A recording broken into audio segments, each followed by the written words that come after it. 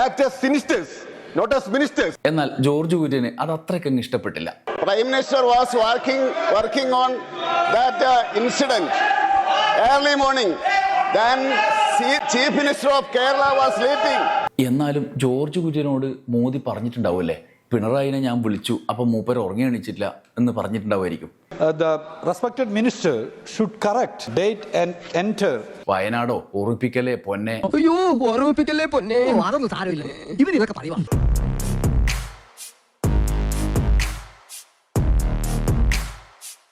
രാജ്യസഭയിലെ രസകരമായ ചില മുഹൂർത്തങ്ങൾ നിങ്ങളുമായി പങ്കുവെക്കാനാണ് ഈ വീഡിയോയുമായി വന്നത്. കേരളത്തെക്കുറിച്ചുള്ളതാണ്. 3 പേരുടെ പ്രസംഗവും ഒരു കേന്ദ്രമന്ത്രിയുടെ ആ പ്രത്യേക ഇതും. ആദ്യം സ്വയം ശക്തി തെളിയിച്ച കേന്ദ്രമന്ത്രിയുടെ കഥയാണ്, സാക്ഷാൽ ജോർജ് കുര്യൻ്റെ കഥ.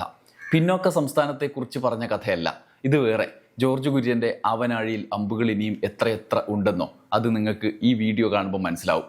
ഒരു ദിവസം മൂപ്പര് പുലർച്ചെ എഴുന്നേറ്റ കഥയാണ് പറയുന്നത്.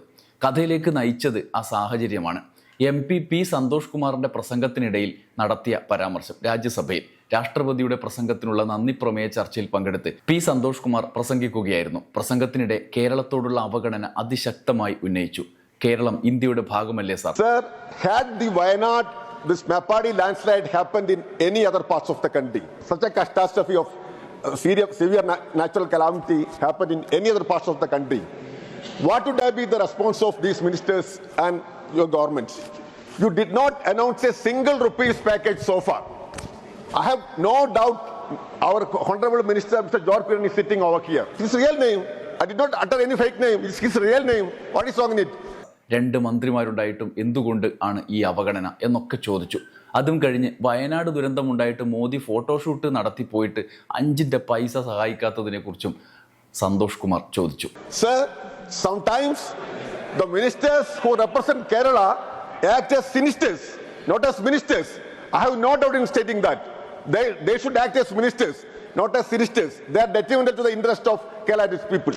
Sir, in this context, I would like to urge to you, sir, we should get justice. We are also part of India. How many times we have requested? So at least a 2,000 rupee package must be announced. എന്നാൽ George Kurian അത് അത്രയ്ക്കങ്ങ് ഇഷ്ടപ്പെട്ടില്ല. മൂപ്പര് അപ്പം തന്നെ പ്രതികരണവുമായി എണീറ്റു. വയനാടിന് എല്ലാ സഹായവും നൽകി എന്ന് പറഞ്ഞു.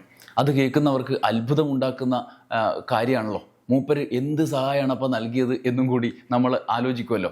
അത് അദ്ദേഹം പറഞ്ഞു, എന്ത് സഹായ ഞാനും മോദിയൊക്കെ ചെയ്തതെന്ന്. അതിരാവിലെ പ്രധാനമന്ത്രി എണീറ്റു. ഏത് അതിരാവിലെ? വയനാട് ദുരന്തമുണ്ടായ ദിവസം മുഖ്യമന്ത്രിയെ വിളിപ്പിച്ചു. അതിരാവിലെയാണ്, രാവിലെ 2:30. മുഖ്യമന്ത്രി അപ്പം തന്നെ, കേരള മുഖ്യമന്ത്രി അപ്പം തന്നെ എന്താ ചെയ്തുകൊണ്ടിരിക്കുന്നതെന്ന് അറിയാം? പ്രധാനമന്ത്രി മോദി വിളിക്കുമ്പം ഉറങ്ങായിരുന്നു സാർ, ഉറങ്ങായിരുന്നു. മാത്രമല്ല ഞാൻ അവിടെ പോയി. ആര്? ജോർജ് കുര്യൻ അവിടെ പോയി. നിങ്ങളെല്ലാം ഇവിടെ പോയി, നിങ്ങളെല്ലാം ഉറങ്ങായിരുന്നില്ലേ? ഇതൊക്കെ ജോർജ് കുര്യൻ പറഞ്ഞു. അപ്പോൾ വയനാടിന് എന്ത് സഹായം ചെയ്ത്? രാവിലെ 2:30 പ്രധാനമന്ത്രി എണീറ്റു, ജോർജ് കുര്യൻ 2:30 വയനാട് പോയി. ഇതാണ് വയനാടിന് ചെയ്ത സഹായം. നിങ്ങൾക്ക് വിശ്വാസമാവുന്നില്ല? ഇതാ ജോർജ് കുര്യൻ സാർ തന്നെ പറയും. Prime Minister was working on that incident early morning. Then Chief Minister of Kerala was sleeping. Chief Minister of Kerala was sleeping, and I reached there.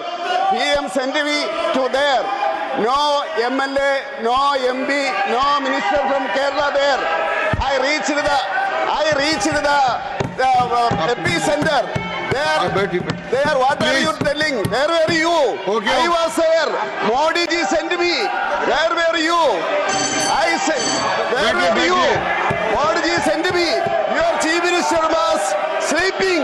എന്നാലും ജോർജ് കുര്യനോട് മോദി പറഞ്ഞിട്ടുണ്ടാവുമല്ലേ, പിണറായിനെ ഞാൻ വിളിച്ചു അപ്പം മൂപ്പര് ഉറങ്ങി എണീച്ചിട്ടില്ല എന്ന് പറഞ്ഞിട്ടുണ്ടാവുമായിരിക്കും. ഇല്ലെങ്കിൽ അങ്ങനെ സത്യവിരുദ്ധമായ കാര്യം ജോർജ് കുര്യൻ സാറ് പറയില്ല. ഇല്ലെങ്കിൽ മോദി വിളിച്ചിട്ട് പിണറായി ഫോൺ എടുക്കാൻ ലേശം വൈകിട്ടുണ്ടാവും. അതും അല്ലെങ്കിൽ മോദി ക്ലിഫ് ഹൗസിൽ സെക്യൂരിറ്റിയെ വിളിച്ച് അവിടുത്തെ ലാൻഡ് ഫോണിൽ വിളിച്ച് ചോദിച്ചിട്ടുണ്ടാവും, പിണറായി ഉറങ്ങാണോ എന്ന് ചോദിച്ചിട്ടുണ്ടാവും. അവരാണ് കാര്യം പറഞ്ഞിട്ടുണ്ടാവുക. എന്തായാലും സാഹചര്യം ഇതാണ്. ഇന്നയാളാണ് മോദിയോട് ഈ കാര്യം പറഞ്ഞത് എന്ന് ജോർജ് കുര്യൻ പറഞ്ഞില്ല. മോദി ജോർജ് കുര്യനോട് എന്തായാലും പറഞ്ഞിട്ടുണ്ടാവും.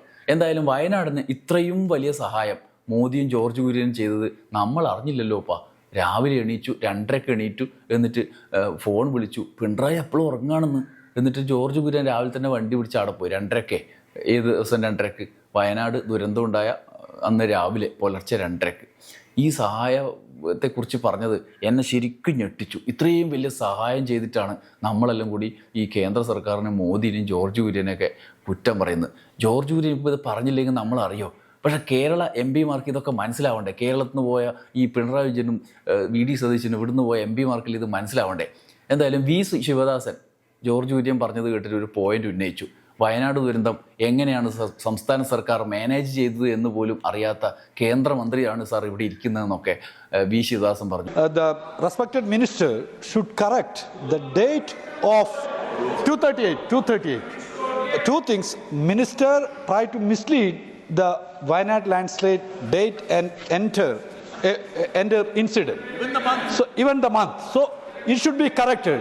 A minister of the union government, if he is not aware on the land issue, the real issue of Wayanad, then how the government will manage? Wayanad ദുരന്തമുണ്ടായി, പ്രധാനമന്ത്രി എവിടെ, കേന്ദ്ര സർക്കാരിൻ്റെ സഹായം എവിടെയെന്ന് നാട്ടുകാരിങ്ങനെ ചോദിച്ചപ്പോൾ 10 ദിവസം കഴിഞ്ഞ് വയനാടെത്തിയ പ്രധാനമന്ത്രി നരേന്ദ്രമോദി രാവിലെ 2:30 എണീറ്റു എന്നും ഞാൻ അവിടെ അപ്പം തന്നെ എത്തിയെന്നും അതാണ് വയനാട് ദുരന്തത്തിൽ BJP സർക്കാരിൻ്റെ സംഭാവന എന്നുമൊക്കെ പറയാൻ ചെറിയ ഇതൊന്നും പോരാ. എന്തായാലും ഓരോ ദിവസവും ജോർജ് കുര്യൻ സ്വയം തെളിയിച്ചുകൊണ്ടിരിക്കുന്നുണ്ട് എന്താണ് തൻ്റെ പാർട്ടി എന്ന്. ജോർജ് കുര്യൻ്റെ സർക്കാരിൻ്റെ കാര്യങ്ങൾ ഇങ്ങനെയൊക്കെയാണ്. നാടിനൊരു ദുരന്തം ഉണ്ടായാൽ പുലർച്ചെ എണീക്കും, എന്നിട്ട് ആളുകളെ വിളിച്ചുണർത്തും. 5 പൈസ കൊടുക്കൂല. പക്ഷേ ഇതൊക്കെയാണ് അവരുടെ സഹായം, ഗവേണൻസ്. മാത്രമല്ല അസുഖം എന്തെങ്കിലും ഉണ്ടായാൽ മരുന്ന് കഴിക്കേണ്ട, പശുവിൻ്റെ മൂത്രം കുടിച്ചാൽ മതി എന്ന് പറയുന്നവർ വരെ ഉണ്ട് കൂട്ടത്തിൽ. ശിവദാസൻ അതും കൂടി പറഞ്ഞു രാജ്യസഭയിൽ. പശുമൂത്രം കൊണ്ട് രോഗം മാറും എന്ന പ്രചരണത്തിന് നിൽക്കുന്ന പാർട്ടിയും വിദ്യാഭ്യാസ സ്ഥാപനങ്ങളുടെ നേതൃത്വത്തിൽ ഇരിക്കുന്ന ആളുകളും ഇങ്ങനെ മുന്നോട്ട് പോവുകയാണത്രേ. ഈ സാഹചര്യത്തിൽ മലയാളത്തിലെ ഒരു ചൊല്ലും ശിവദാസൻ അവിടെ പറഞ്ഞു. രോഗം വന്നാൽ മരുന്ന് വേണം, മന്ത്രി ചൂതിയ വെള്ളം പോരാ. That means for curing the disease we need medicines, not widespread water. Sir, നമുക്ക് മരുന്നുകളാണ് വേണ്ടത്, അല്ലാതെ മന്ത്രിച്ച വെള്ളമല്ല. ഇന്ത്യയിൽ ഇന്ന് നടക്കുന്നത് അതാണ്. IIT-യുടെ മേധാവി പറയുന്നത് പശുമൂത്രം ആധുനിക മരുന്നിനേക്കാൾ ഗംഭീരാണെന്നാണ്. But now in India, Director of Indian Institute of Technology told us, take and drink cow urine instead of modern medicine. Then within 15 minutes, the disease will disappear. From where he got the inspiration? ഇതിന് പ്രേരണയാകുന്നത് ഭരിക്കുന്ന പാർട്ടിയും ആ സർക്കാരും അതിൻ്റെ അജണ്ടയുമാണ് sir. He got the inspiration from the ruling party and their government.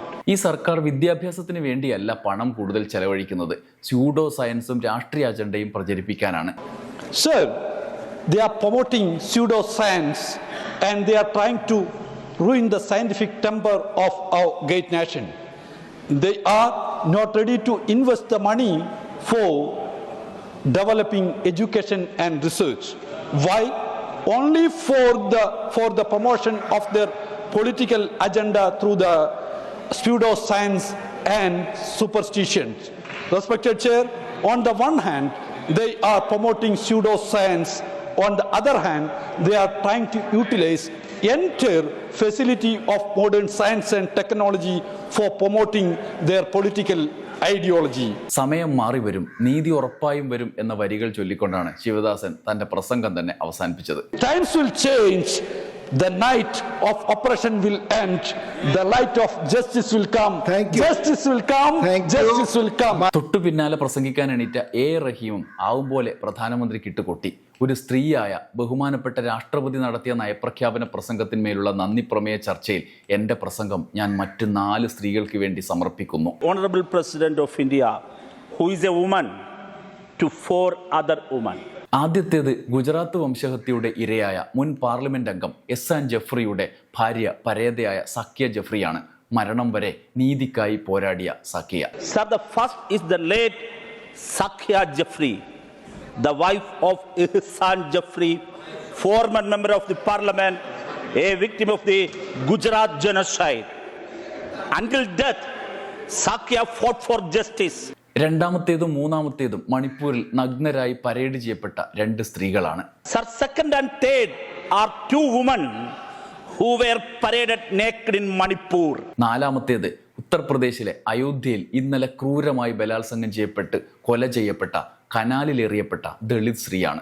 And the fourth is the Dalit woman who was brutally raped, murdered and thrown into a canal in Ayodhya, Uttar Pradesh yesterday. നമ്മുടെ രാജ്യം നീതി നിഷേധിക്കപ്പെട്ടവരുടെ ഇന്ത്യയായി മാറിയിരിക്കുകയാണ് sir. Our country has become an India of those who are denied justice. Bulldozer രാജിൽ ജീവൻ നഷ്ടപ്പെട്ടവരുടെ ഇന്ത്യയായി മാറിയിരിക്കുന്നു. India of those who have lost their lives under the bulldozer Raj. ന്യൂനപക്ഷങ്ങൾക്ക് സമാധാനത്തോടെ ജീവിക്കാൻ കഴിയാത്ത രാജ്യമായി മാറിയിരിക്കുന്നു. Sir, an India where minority is not able to live to peace. മണിപ്പൂരിലെ 2 സ്ത്രീകളെ നഗ്നരായി പരേഡ് ചെയ്യപ്പെട്ടിട്ട് എത്ര കാലമായി? ആ കേസ് ഇപ്പോൾ എവിടെ എത്തി? അവർക്ക് നീതി ഉറപ്പാക്കാൻ ഇതുവരെയും കേന്ദ്ര സർക്കാരിന് കഴിഞ്ഞു? How long has it been since the 2 women in Manipur were paraded naked, sir? An incident that forced to India to bow its head before the world. I would like to ask a question. Sir, where has that case reached now, sir? Sir, has the government been able to ensure justice for them? Sir, ഞാൻ ആവർത്തിക്കുകയാണ്, ഈ രാജ്യം നീതി നിഷേധിക്കപ്പെട്ടവരുടെ രാജ്യമായി മാറിയിരിക്കുന്നു.